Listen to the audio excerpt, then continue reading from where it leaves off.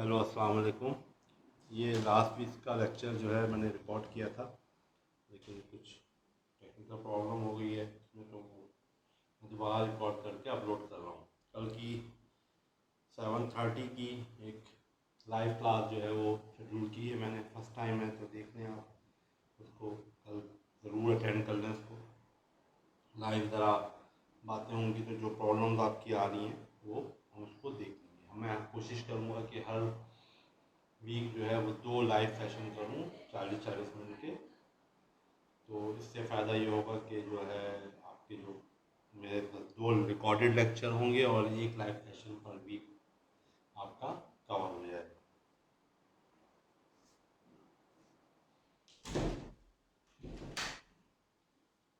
जहाँ तक ताल्लुक़ है प्रैक्टिकल का, पहले भी आपसे बात हुई थी। मैंने जो है वो आपके उमैर साहब जो हैं कोर्स कोऑर्डिनेटर जो हैं पॉलीमर के, उनको मैंने शेयर कर ली थी प्रैक्टिकल स्कीम। मैं MS टीम पे भी शेयर कर लूँगा, तो उससे ये होगा कि आप प्रैक्टिकल स्कीम को भी देख लीजिएगा। प्रैक्टिकल की कोशिश हम कर रहे हैं, लेकिन अभी क्योंकि लॉकडाउन ख़त्म नहीं हुआ है और रमज़ान शुरू हो जाएंगे, तो प्रैक्टिकल की लाइव करवाना जो है वो कोई रिकॉर्डिंग कराना ज़रा मुश्किल है। लेकिन कोशिश करूँगा कि कोई आपको नेट के ऊपर कोई ऐसी चीज़ मिल जाए जिसको हमारे प्रैक्टिकल के करीब तरीन हो। कुछ पोर्शन जो है वो हम डिमॉन्स्ट्रेट करवा लें आपको, फिर जब यूनिवर्सिटी खुले तो आपको जल्दी जल्दी वो प्रैक्टिकल जो है उसका बाकी हिस्सा जो है वो करा सकें। लेकिन क्लासेस के बारे में तो ये बात हो चुकी है कि जनाब उनके लाइव क्लासेस हो रही हैं और आपको हमसे ये एविडेंस भी मांगा जा रहा है। तो कल की लाइव क्लास को सब लोग अटेंड करें ताकि ये एविडेंस हो कि आपने लाइव सेशन अटेंड कर लिया है। मैं बार बार अटेंडेंस की बात आपसे करता हूँ, उसकी मुझे वजह ये है कि आपकी अटेंडेंस शॉर्ट होगी तो फिर मुझे फोर्स किया जाएगा कि मैं आपको एग्ज़ाम में बैठने ना दूँ। तो बेहतर ये है कि आप अटेंडेंस को कवर कर लें। इतना मुश्किल नहीं है, रिकॉर्डेड लेक्चर तो आपने देख लेते हैं, कमेंट ही डालना है। लाइव सेशन घर बैठे बैठे ही होना है, तो थोड़ा टाइम निकाल के कवर कर लें। इस हफ्ते जो लाइव सेशन जो है वो जितना शाम में के वक्त है रखा हुआ, लेकिन वैसे मेरा शेड्यूल टाइम जो है वो मंडे को है। तो मंडे को मैं दो लाइव सेशन कर लूँगा, 10:30 से लेके 12:30 के दरमियान ही टाइम देख लेंगे। जितना ज़्यादा 11 बजे से शुरू करके भी हम तकरीबन 1 आवर 20 मिनट्स बनते हैं तकरीबन, तो 2 सेशन करने हैं 40-40 मिनट के, 40-40 मिनट्स के, हम इंशाल्लाह उसको कवर कर लेंगे। कुछ लोगों के सवाल आ रहे हैं, वो कह रहे हैं कि जो न्यूमेरिकल कराए हैं मैंने लेक्चर 3 और 4 में, मैं कोशिश करूँगा कि वो आपको कंप्यूटर पे पूरा लिख के जो है वो एक डॉक्यूमेंट शेयर करूँ। ठीक। एक साहब ने पावर पॉइंट्स की बात भी की थी, पावर पॉइंट प्रेजेंटेशन के ज़रिए पढ़ाने में भाई प्रॉब्लम हमेशा से ये रहती है कि केमिस्ट्री में पावर पॉइंट प्रेजेंटेशन बनाना और उसको प्रेजेंट करना ज़रा चीज़ें मिल जाती हैं। मैं हार्ड एंड सॉफ्ट वाटर के लिए जब ढूंढ रहा था तो पावर पॉइंट प्रेजेंटेशन मिल जाती है, लेकिन आप एक रिकॉर्डेड लेक्चर में उनको डालना ये किसी की कॉपीराइट के खिलाफ होता है। इसलिए बेहतर ये है कि जो मैं आपको बोर्ड पे करा रहा हूँ और जो मैं डॉक्यूमेंट दे रहा हूँ उन डॉक्यूमेंट्स को देख लें। वैसे ही है कि कोशिश करेंगे कोई प्रेजेंटेशन भी अगर मौजूद हो तो हम आपको प्रेजेंटेशन भी शेयर कर दें आपके साथ, ताकि वो आप जो है उसको देख लें और फिर समझ लें। लेकिन मैं हमेशा से ये बात बिलीव करता हूँ कि अब आप एक प्रोफेशनल यूनिवर्सिटी के लेवल पे आ गए हैं, तो यूनिवर्सिटी में जो है वो जिस तरह आपको इंटर में या ए लेवल में या ओ लेवल में नोट्स मिलते थे और एक पूरी बुक बनी बनाई मिल जाती है, इसमें यूनिवर्सिटीज़ में इस तरह का काम अब नहीं होता। आपको खुद ही चीज़ें सर्च करनी पड़ती हैं, आपको खुद ही देखनी पड़ती हैं, और मैं तो सिर्फ समझा सकता हूँ चीज़ों को, लेकिन अगर आपको प्रॉब्लम आती है तो हम आपके पास एक चैनल मौजूद है। आप फिर भी अभी तक चैटिंग जो है वो ऑनलाइन जो है जो भी व्हाट्सएप पे जो मेरे साथ मैसेजिंग हो रही है आप लोगों की, वो ग्रुप के बाहर ही हो रही है। तो भाई ग्रुप में भेज दें, ठीक है, कोई इसका मसला नहीं है, ग्रुप में भेजेंगे, आप ग्रुप में लिख के भेज देंगे कि मैं ये हूँ, मेरा ये असाइनमेंट है। मैंने तो असाइनमेंट आप ईमेल भेज चुके हैं मुझे, फिर वो व्हाट्सएप पे भी शेयर करेंगे, तो भाई मैं इतना टाइम नहीं है कि मैं सारे व्हाट्सएप भी देखूँ, फिर ईमेल भी चेक करूँ। आपने भेज दिया, एक कुछ कन्फ्यूजन मौजूद है क्योंकि मैंने टाइम चेंज किया था, तो कुछ लोगों को कन्फ्यूजन ये था कि जनाब गणेश 2 असाइनमेंट दे दिए, मैंने एक ही असाइनमेंट दिया हुआ है, और वो असाइनमेंट जो है वो उसकी डेट थी 20। अभी भी किसी ने अगर नहीं जमा कराया है तो भाई इसको बना ले और जमा करा, ठीक है। क्योंकि जब मैं इसको चेक करने बैठूंगा तो अगर मेरे पास आ गया होगा तो मैं आपको नंबर दे दूँगा। हो सकता है कुछ नंबर डिटेक्ट हो जाए, लेकिन नंबर फिर भी मिल जाएंगे आपको। इसलिए बेहतर ये है कि आप उसको बना लें और मुझे भेज दें, और ये मैसेज मत करें कि सर मैंने असाइनमेंट भेज दिया आपको ईमेल पे, क्योंकि ईमेल आया है तो मैं चेक कर लूँगा, मेरे पास आपने एविडेंस है आपके पास कि आपने मुझे भेजा, ख़त्म हो गया, इसका बात, इसके आगे कोई बात है नहीं, ठीक। अभी तक क्योंकि ये चीज़ें हमारे लिए नई हैं तो हम इसमें अभी तक ट्राई ऑन करते जा रहे हैं, चीज़ों को देखे जा रहे हैं। लाइव सेशन होगा तो समझ में आएगा कि किस तरह हम उसको मैनेज करें, और फिर आपकी अटेंडेंस किस तरह मैनेज करते हैं वो हम भी देख ही रहे हैं। इसको मैनेजमेंट हमसे प्रूफ मांगे जा रही है, लेकिन उसके शायद मैनेजमेंट को भी ये एहसास नहीं है, ठीक है, कि उसको किस तरह मैनेज करना है। एक और शायद मेरे ख्याल में फ़ीस भी आपकी शायद बढ़ गई है, टाइम ड्यू डेट है, लेकिन मुझे बात कंफर्मेशन तो नहीं है, तो फ़ीस की ड्यू डेट बढ़ गई है, तो आप फ़ीस भी जमा करा दें भाई, क्योंकि मैनेजमेंट हमसे कह रही है कि अपने स्टूडेंट से कहें कि फ़ीस भी जमा करा दें। जो लेटेस्ट इन्फॉर्मेशन आई है उसके हिसाब से मेरे पास 5 स्टूडेंट जो हैं वो पॉलीमर ग्रुप में हैं। एक साहब जो हैं वो 3rd ईयर से उनका कोर्स रह गया था तो उन्होंने ज्वाइन किया है, तो 6 लोग वो पॉलीमर से हो गए हैं, और 37 लोग जो हैं वो टेक्सटाइल से हैं। अगर ये इन्फॉर्मेशन सही है तो ठीक है, अगर नहीं है तो इसमें कोई गलती है तो फिर मुझे इन्फॉर्म कर दें व्हाट्सएप ग्रुप में ही। अच्छा, लास्ट टाइम हम जो टॉपिक देख रहे थे, हम डिटेक्टिव प्रिंसिपल को देखते हुए रिवर्सिबल रिएक्शंस के बारे में डिस्कस कर रहे थे, और हमने कुछ कहा था कि हम कुछ ऐसे रिएक्शन देखेंगे कि वहाँ पर डिटेक्टिव प्रिंसिपल किस तरह अप्लाई हो रहा है, हम उसको किस तरह मैनेज कर रहे हैं, क्योंकि हर जगह पे प्रिंसिपल अप्लाई करना ज़रा मुश्किल काम हो जाता है, ठीक।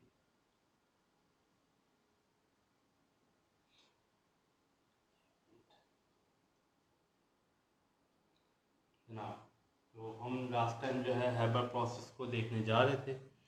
हैबर प्रोसेस जो है वो एक बेसिकली हमने देखा था कि हैबर प्रोसेस में लिटरेचर प्रिंसिपल किस तरह काम करता है, तो हम उसको थोड़ा सा ये देख रहे हैं कि हैबर प्रोसेस जो है 3H2 प्लस N2 प्लस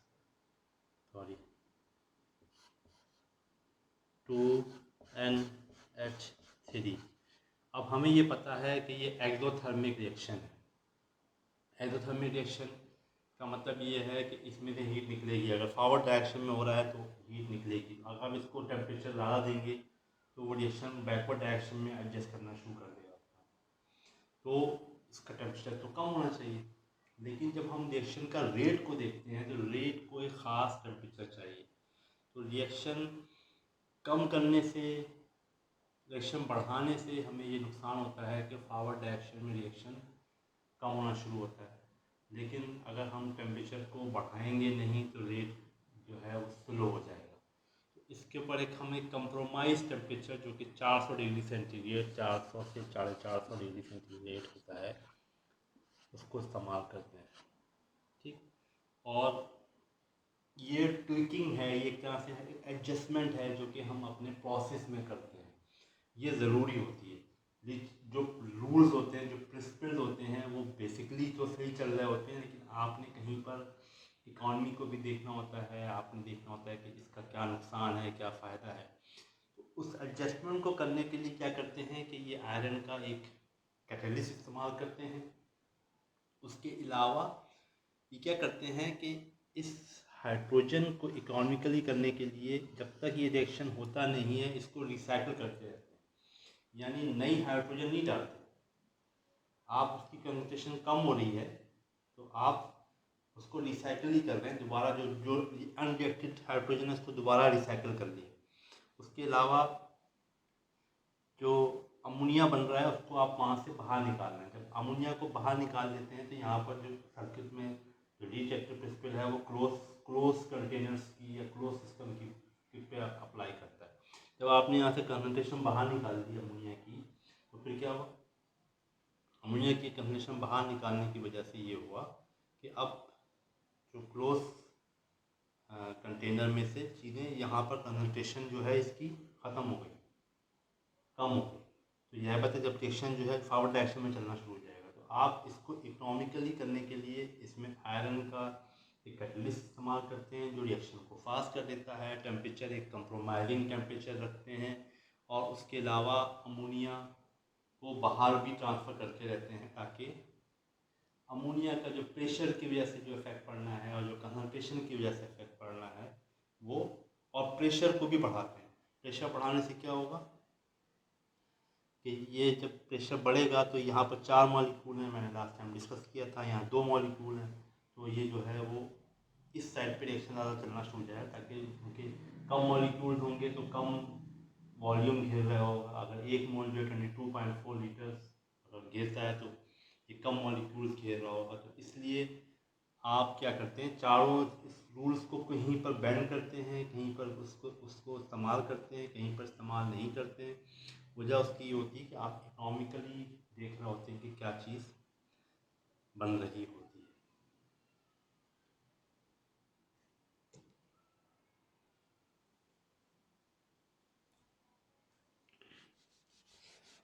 उसके बाद जो है एक और अगला जो प्रोसेस है वो कांटेक्ट प्रोसेस कहलाता है। कांटेक्ट प्रोसेस जो है इससे H2SO4 बनाया जाता है।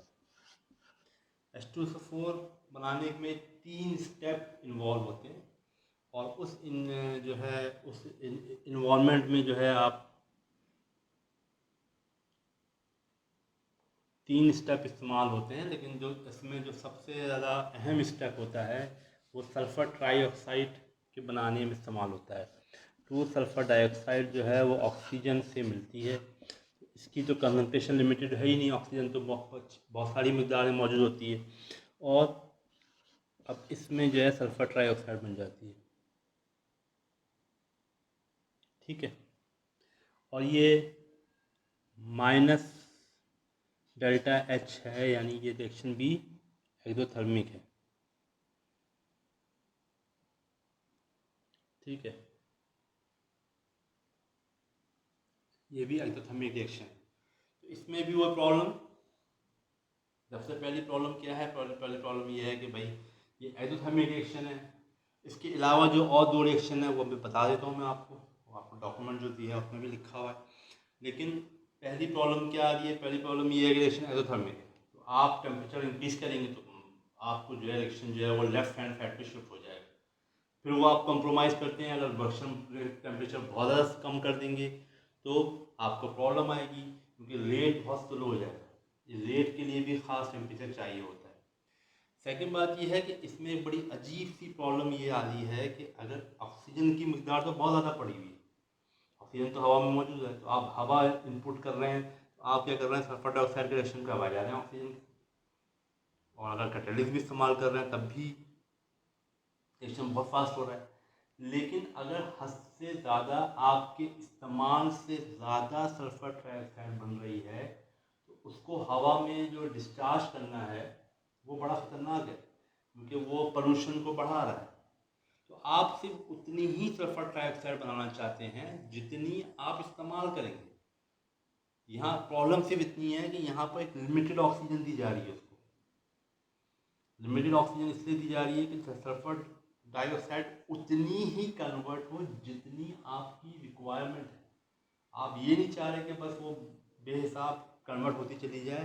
तो यहाँ एक बड़ा अजीब सा फैक्टर ये है, यहाँ आप रिएक्शन को कंट्रोल कर रहे हैं स्लो करने के लिए।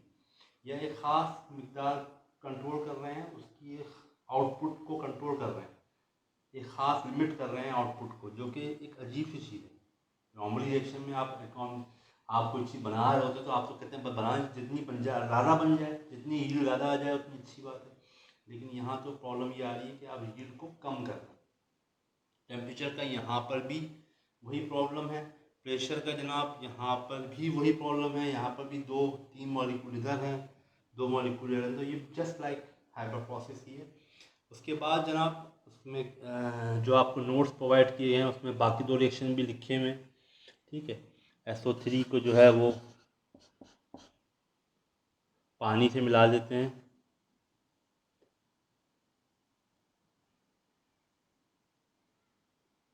हमें पानी से नहीं मिलाते बल्कि सल्फ्यूरिक एसिड से ही मिला लेते हैं, तो वो ओलियम बन जाता है।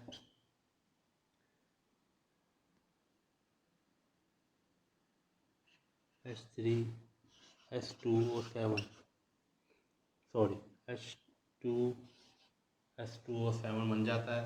और फिर उसको पानी, उसमें पानी मिलाते हैं, इसमें पानी मिला देते हैं, तो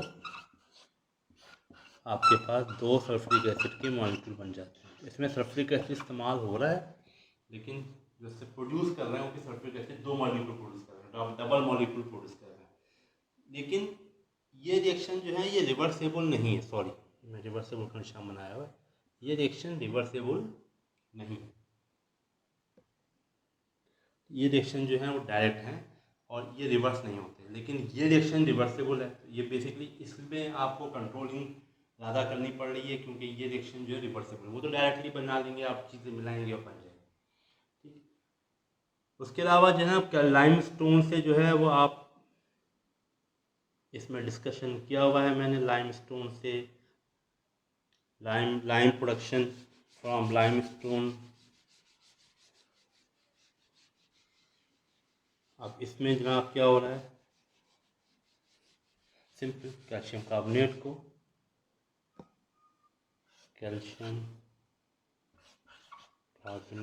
गर्म कर रहे हैं आप, तो कैल्शियम ऑक्साइड बन रहा है और कार्बन डाइऑक्साइड बन रहा है।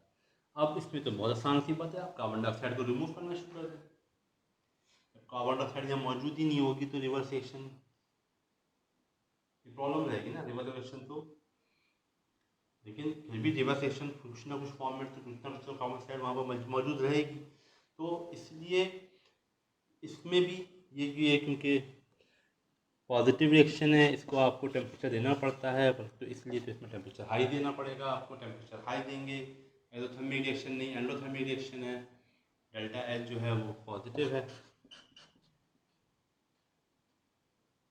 तो इसलिए आपको जो है आसान है आपके लिए। टेम्परेचर बढ़ाएंगे, रिएक्शन तेज़ होना शुरू हो जाएगा, कार्बन डाइऑक्साइड निकल रही है उसको निकालना शुरू कर देंगे, अब आपके लिए ये रिएक्शन जो है वो ठीक हो जाएगा, बिल्कुल सही हो जाएगा। यहाँ पर क्योंकि 2 मॉलिक्यूल, ये 1 मॉलिक्यूल है, यहाँ 2 मॉलिक्यूल बन रहे हैं, तो आप अगर प्रेशर बढ़ाएंगे तो वो रिवर्स से वो रिएक्शन बढ़ जाएगा। तो आप प्रेशर को कम कर देंगे तो आपके लिए ज़्यादा फायदा होगा, तो प्रेशर को डिक्रीज कर देंगे आप, आपको बेनिफिट मिलेगा।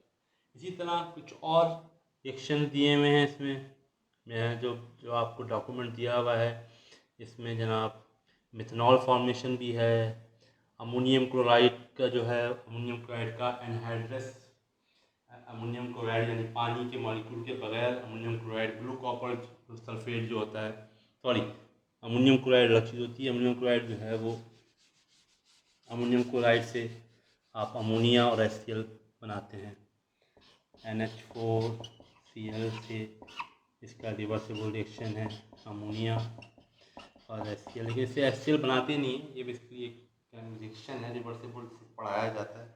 उसके अलावा ब्लू कॉपर का एनहाइड्रस एक कंपाउंड बनाते हैं, तो ये तमाम चीज़ें किताब में और जो नोट दिए हैं उसमें मौजूद हैं।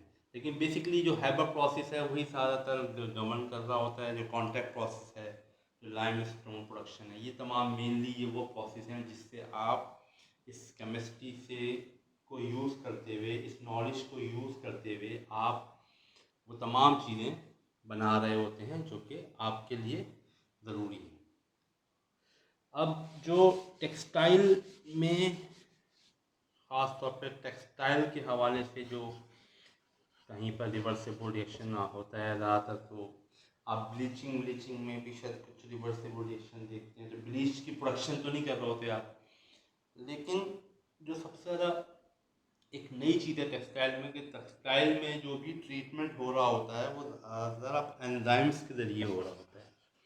एंजाइम्स क्या होते हैं? एंजाइम एक बायोलॉजिकल चीज़ होती है, केमिकल्स होते हैं जो कि नेचुरल होते हैं, और वो चीज़ों को उनकी मदद से चीज़ें बनती हैं। मैं बायोलॉजी की टर्म है एंजाइम्स, तो ज़्यादातर आप लोगों को मैथमेटिक्स के स्टूडेंट हैं तो इतना ज़्यादा डिटेल में जाने की ज़रूरत नहीं है। बहर एंजाइम्स के जो रिएक्शन होते हैं वो रिवर्सेबल होते हैं। ज़्यादातर एंजाइम्स के रिएक्शन जो रिवर्सेबल होते हैं, तो वहाँ इस नॉलेज को बड़ा इस्तेमाल करना पड़ता है कि एंजाइम्स जो काम कर रहे हैं, जो ट्रीटमेंट आप करवा रहे हैं, उस पर वो जो कंडीशन है, जो प्रेशर है, जो वॉल्यूम है, जो टेम्परेचर है, ख़ास तौर पर प्रेशर और टेम्परेचर वो रखा जाए जो उस एंजाइम्स के लिए ऑप्टिमल। ऑप्टिमल का मतलब ये है कि वो प्रेशर पे जो यील्ड निकले, जो आप जो प्रोसेस कर रहे हैं उसकी जो इफेक्ट आए वो बिल्कुल ज़्यादा से ज़्यादा है। 100% कभी भी कोई चीज़ नहीं होती। ऑप्टिमल का मतलब ये होता है ऑप्टिमाइज़ करना किसी चीज़ को, कि मैक्सिमम जो चीज़ आप रिक्वायरमेंट आपकी है उस हिसाब से जो आप यील्ड हासिल करना चाहते हैं वो आप हासिल कर लें, उसको ऑप्टिमल कहते हैं। मैं एंजाइम की केमिस्ट्री में बिल्कुल भी नहीं जाना चाहता, इसलिए कि तय बात है मैं खुद मैथमेटिक्स से मेरा ताल्लुक़ है, तो मैंने इतनी ज़्यादा बायोलॉजी साइड पे देखा नहीं है। आपने भी बिल्कुल 9 में पढ़ा होगा, लेकिन ये कि अब आप लोग इंजीनियर्स बनने जा रहे हैं तो ये इन्फॉर्मेशन इतनी ज़्यादा यूज़फुल है भी नहीं। लेकिन देखिए बहरहाल आपको वहाँ पर कुछ ख़ास कंडीशंस से खेलना पड़ता है। मैंने आपको लास्ट टाइम भी बताया था कि हमेशा जब भी आप केमिकल इंडस्ट्री में काम कर रहे होते हैं तो आप कंडीशन से प्ले कर रहे होते हैं। अगर आप प्रोसेसिंग में हैं, आप पॉलीमर प्रोसेसिंग में भी हैं, तब भी आप एक ख़ास टेम्परेचर पे मटेरियल को पिघला रहे होते हैं और एक ख़ास प्रेशर लगा रहे होते हैं। वो प्रेशर इस तरह का होता है कि आप मैक्सिमम मिनिमम कोशिश कर रहे होते हैं कि जनाब बिल्कुल वैसे ही रिज़ल्ट हासिल किए जाएं जो आपके रिक्वायर्ड है। एक बहुत मशहूर जो कि ज़ाहिर बात है टेक्सटाइल वालों की समझ में तो ज़्यादा नहीं आएगी, लेकिन एक मशीन जो होती है प्लास्टिक की, वो जब इंजेक्शन मोल्डिंग करती है तो वो उसको मोल्ड को बंद करना होता है। आप लोग इंजीनियरिंग पढ़ रहे हैं तो इतनी कॉमन सेंस तो समझ में आ सकती है कि मोल्ड बंद होता है और फिर मोल्ड को लॉक किया जाता है कि जब मटेरियल उसके अंदर पुट हो तो वो खुल ना जाए। वो प्रेशर से जो दो चीज़ें, दो वॉल्स की मिली हुई हैं, वो खुल जाएंगी, तो मोल्ड में जो है वो मोल्डिंग प्लास्टिक मटेरियल है उसके बीच में घुस जाएगा और उसमें फ्लैश आ जाएगा आसान शब्दों में। तो उसको रोकने के लिए मोल्ड को क्लैम करना पड़ता है, उस पर एक फोर्स लगानी पड़ती है। Force equal to electricity. मतलब अगर आप एक इंजीनियर के दिमाग में देखें, जितनी ज़्यादा फोर्स लगानी पड़ेगी क्लैंपिंग फोर्स, उतनी ज़्यादा आपको मशीन में फोर्स चाहिए। तो मशीन उतनी ज़्यादा बिजली खा रहा होगा। उसके अलावा मशीन की कैपेसिटी भी क्लैंपिंग की बहुत ज़्यादा होनी चाहिए। तो आपको अगर आपके पास कम फोर्स लगा के काम चल सकता है तो आप कोशिश करेंगे। मसलन मैं आपको समझाने की कोशिश करता हूँ। ये हैंगर है, अगर आप मोल्ड में देखें तो ये मोल्ड है। आप मोल्ड के बीच में सर दे दें, सर नहीं देना चाहिए, गलत बात है, ठीक है। तो लेकिन अगर बीच में सर दें तो आपको ये मोल्ड का एक इम्प्रेशन बना हुआ, हैंगर का इम्प्रेशन बना हुआ नजर आएगा। आप इसके ऊपर जब प्रेशर लगाएंगे तो ये जो एरिया, जो इसका एरिया है, ये जो हैंगर का एरिया है, ये एरिया जो है वो प्रेशर के लिए इस्तेमाल होगा। एरिया के हिसाब से प्रेशर होगा, क्लैंपिंग प्रेशर इसके हिसाब से। लेकिन मैं हैंगर को ऐसे बनाऊं, मोल्ड को ऐसे डिज़ाइन करूं कि हैंगर को खड़ा कर दूं। अब जो मुझे प्रेशर लगाना पड़ेगा वो सिर्फ इतने लगाना पड़ेगा, इस एरिया के साथ लगाना पड़ेगा। मैं फर्स्ट करने खड़ा कर दिया, मैंने इसमें 6 हैंगर या 8 हैंगर बना दिए, तीन चार पाँच छः सात आठ। यहाँ मैं बहुत अगर कमाल कर रहा था तो मैं दो ही बना रहा था। तो आपने क्या किया, आपने ऑप्टिमाइज़ कर दिया। आपने यहाँ पर मैं दो ही बना रहा था हैंगर, यहाँ पर मैंने उसी प्रेशर में 8 बना दिया। तो क्यों, मैंने ऑप्टिमाइज़ कर दिया। इसी तरह टेक्सटाइल में भी जब आप अपने कंडीशंस को रखते हैं कपड़े को डाई करते हुए, तो आप चाहते हैं कि कपड़े का रंग जो है वो फास्ट हो, लेकिन आप उसको गर्म पानी में करते हैं। लेकिन आप उसको इतना गर्म नहीं कर लेते कि आप कहें यार चलो मोर द मैरियर, जितना टेम्परेचर देना चाहे दे दें, रंग ख़राब हो जाएगा। तो आप कोशिश करते हैं कि बिल्कुल ऑप्टिमम टेम्परेचर है कि कम से कम टेम्परेचर में भी रंग फास्ट हो जाए, रंग जो है वो धुलाई के बाद बाहर ना निकले, वॉश ऑफ ना हो। तो इसलिए आप उसी तरह टेक्सटाइल में भी तमाम इन कंडीशंस को उस तरह एडजस्ट कर रहे होते हैं ताकि आप ये एडजस्ट कर सकें। इसी तरह टेक्सटाइल में भी आप अपनी टेक्सटाइल में या पॉलीमर में या केमिकल प्रोसेसिंग में भी आप हमेशा कोशिश करते हैं कि वो तमाम कंडीशन रखें जिससे ऑप्टिमम रिजल्ट आए। हमें देखना पड़ेगा कि हमारा रिवर्सिबल रिएक्शन जो है वो किस तरह हो रहा है और उससे ऑप्टिमम रिजल्ट किस तरह आ रहा है। ठीक है, ये जो 5-6 रिएक्शन कराया गया। अभी सवाल इम्तहान में कैसा आता है ये सिंपल सी बात है, सबसे इम्पोर्टेंट बात यही है कि इम्तहान में सवाल किस तरह का आएगा। पहला सवाल तो हम कल डिस्कस कर लेंगे। बात तो इस सवाल के लिए हम ये देखेंगे, ये नोट दिया गया है, इसमें 2-3 रिएक्शंस हमने कंडीशन किए गए। हम आपसे कोई रिएक्शन देख कर पूछ सकते हैं कि भैया इसमें कौन सी, इसमें हम ये कंडीशन इस्तेमाल करें, या आप बताएं मुझे कि कौन सी कंडीशन इस्तेमाल हो रही है और उससे क्या फ़ायदा हो रहा है, क्या रिज़ल्ट में आपका इफेक्ट आ रहा है। सेकंड बात, ये जो मेन बेसिकली शुरू के 3-4 जो प्रोडक्शन हैं वही काम की। नीचे वाले दो तो मैंने सिर्फ ऐसे ही आपको रिएक्शन दिखाने के लिए किए हैं, उसको भी देख लीजिएगा। रीचैटमेंट प्रिंसिपल क्या होता है पहले तो ये आप डिफाइन करेंगे, उसके बाद हमें ये समझाएंगे कि जनाब ये हैबर प्रोसेस में इसका क्या इफेक्ट हो रहा है और कॉन्टैक्ट प्रोसेस में क्या इफेक्ट हो रहा है, लाइम प्रोडक्शन में क्या हो रही है, या मेथनॉल की प्रोडक्शन में क्या इफेक्ट हो रहा है। ये सबसे ज़्यादा पाकिस्तान दुनिया भर में, क्योंकि हैबर प्रोसेस से अमोनिया बनती है, अमोनिया इस्तेमाल होती है फर्टिलाइज़र बनाने के लिए, तो बहुत बड़ी इंडस्ट्री। उसके अलावा H2SO4 तो केमिकली बहुत ज़्यादा इस्तेमाल होता है। H2SO4 की प्रोडक्शन भी ज़्यादा कॉन्टैक्ट प्रोसेस में होती है। लाइम की प्रोडक्शन भी बहुत काफ़ी होती है। और मिथेनॉल तो जनाब एक बहुत बड़ा मशहूर सॉल्वेंट है, बहुत ज़्यादा इस्तेमाल किया जाता है। जब भी कहीं पर अगर आप लैब में काम कर रहे हो तो वॉशिंग के बाद इस पर मिथेनॉल मार दिया जाता है ताकि वो जो उस पर जो पानी के निशानात होते हैं वो ना आए ग्लासवेयर के ऊपर।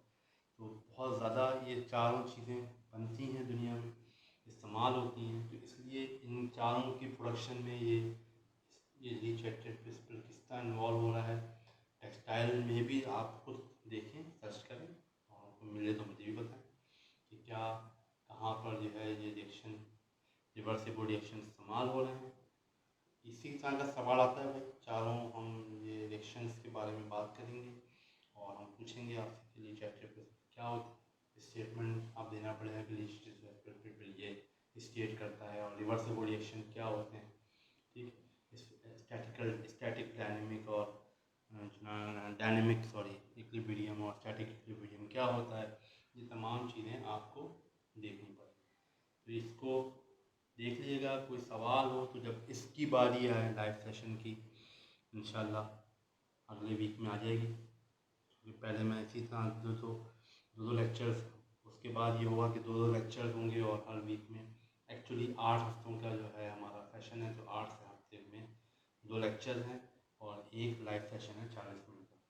आधे घंटे के जो लेक्चर्स हैं रिकॉर्डेड होंगे, वो MS टीम पे भी कोशिश करूँगा कि डाल दूँ, और फिर यूट्यूब पे जो पढ़ ही रहे हैं जा ही रहे हैं MS टीम पे भी जब आ जाएंगे तो आप वहाँ पर भी अपनी अटेंडेंस लगा सकते हैं, या यूट्यूब पे लगा रहे हैं तो वो दैट्स इनफ, काफ़ी है। मेरे लिए प्रूफ चाहिए कि आपने वो चीज़ देख ली है।